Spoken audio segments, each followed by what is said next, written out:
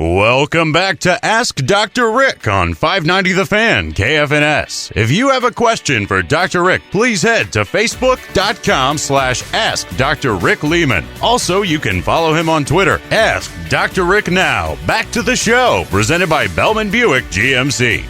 So the Blues will drop the puck tonight at Scott Trade Center against the Detroit Red Wings. It's always nice to talk about a 48-game season.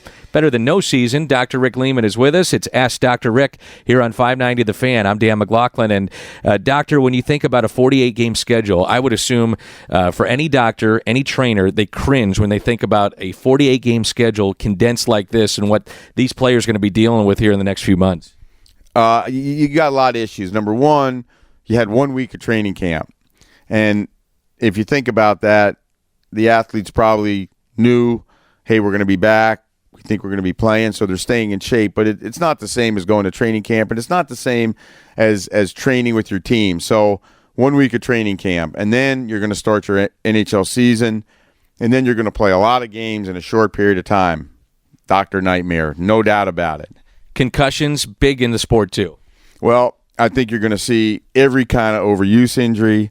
You're going to see over and over again head injuries. You're going to see groin injuries, and I think you're going to see a lot of athletes that just can't answer the bell night after night. You're going to see more missed man games than you've seen in a normal season, but I think you're going to see a lot of significant traumatic injuries. In the NFL season when this happened in the beginning of the year, they were dropping like flies. The injury rate went way up, and I think you're going to see that again. Now, once we get 15, 18 games into it, things are going to kind of calm down, and I think you're going to see relatively the same number of injuries, same percentages, same type of injuries we've seen over the years. So basically the first 18 games to 20 games are going to be training camp, but these guys are not going to be conditioned, and I think you are going to see head injuries, high incidence, and I think you're going to probably see some significant knee injuries, high incidence, which will pan out over the season and kind of calm down, like I said, midway through.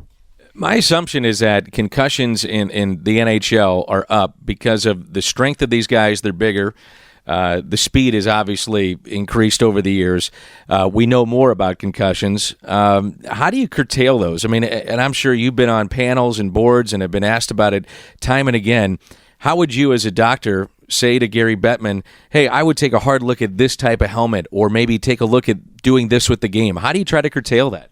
Well, first of all, I think concussions are a big part of hockey and have always been a big part of hockey. And you hit on something really important, and that is in the early days, guys had concussions, but no one really knew what they were. You got your bell rung, and if you could play, you went right out and you played. And coach said, you okay? Athlete said, I'm fine. And you went out and you skated. You might not know where you were, but you kind of knew where your lanes were, so you just played. Then what happened was we became more aware of concussions, so now we're doing all these measurements, psychometric testing, preseason testing, postseason testing, and we're documenting everything. Everybody has a protocol, and when someone's dizzy, when someone's a little sick to their stomach, when someone has any type of alteration in sensation, then they've had a concussion, and it gets documented, and they go into a regimen. They miss a certain amount of time. They have psychometric testing, etc. So I think we're creating, and I think correctly, we're making the diagnosis much more frequently, and we're creating a much higher incidence. So that's number one. Number two, again, let's get back to the speed of the game. Go watch the 1985 Stanley Cup Finals, and you'd laugh. You'd be like, why are they going so slow? My TV's not working. And so the game has changed so much. The hits are so much more violent. They're unbelievable as it relates to the amount of kinetic energy. So your head can't take that. These guys' brains are the same size as they were in 1955 and 65 and 95.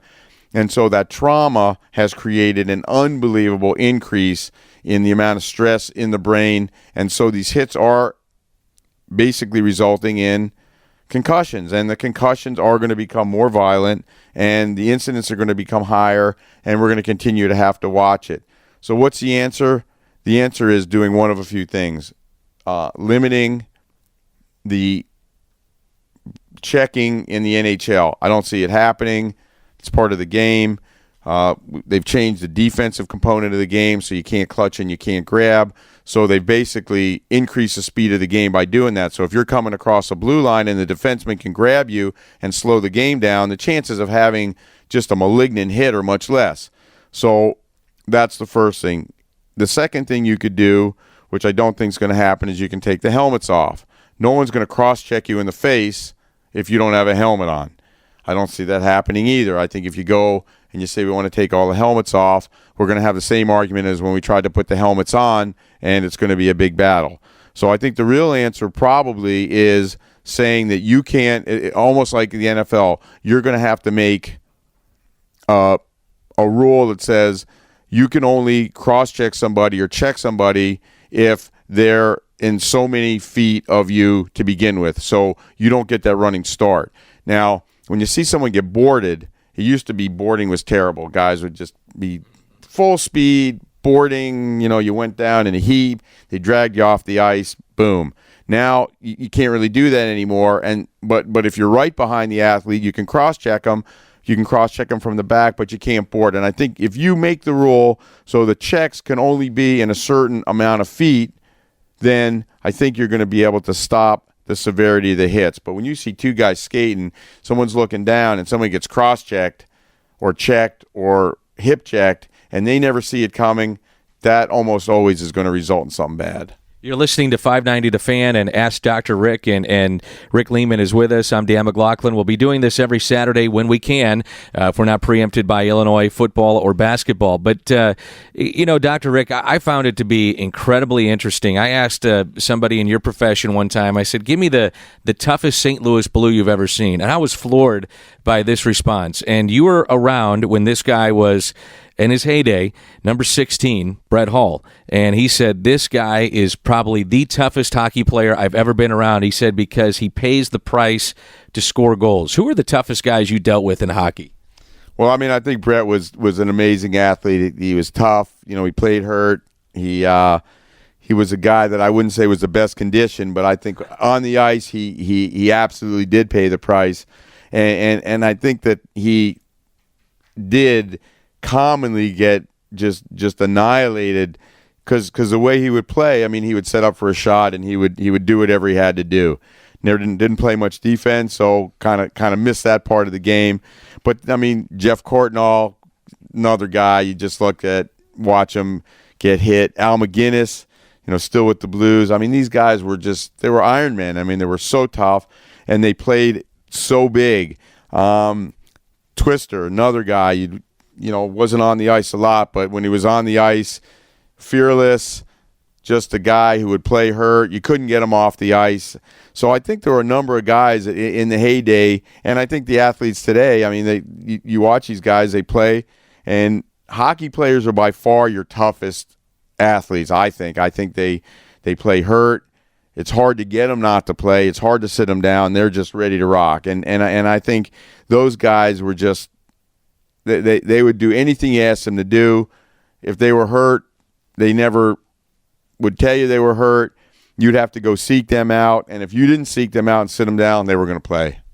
Fantastic stuff. Extremely educational and informational. And we'll be doing this every Saturday here on 590 The Fan. It's Ask Dr. Rick. And Dr. Rick, enjoy opening night around the NHL. Should be fun, and I'll talk to you next Saturday. Oh, hopefully the Blues and the Panthers have a good start to the season. We've been waiting a long time for it. Sounds good to me. Dr. Rick Lehman, I'm Dan McLaughlin of Fox Sports Midwest. Again, we'll be doing this every weekend, and it's brought to you by Bellman Buick GMC. Another reminder, if you're driving around right now, head out to Bellman Buick GMC. Free food and beverages today and again on Monday, Martin Luther King Day, to those that visit their showroom and lot. It's their way of saying thank you to their customers. They've been a leader in their industry for years. They have used cars, over 40,000 to choose from. They have the 2012s in which you can take up to $12,000 off and guaranteed credit approval. It's all at Bellman Buick GMC, located off I-270 and McDonald Boulevard, or head to Bellman.com. Thanks for being with us, and we'll talk to you next weekend on 590 The Fan.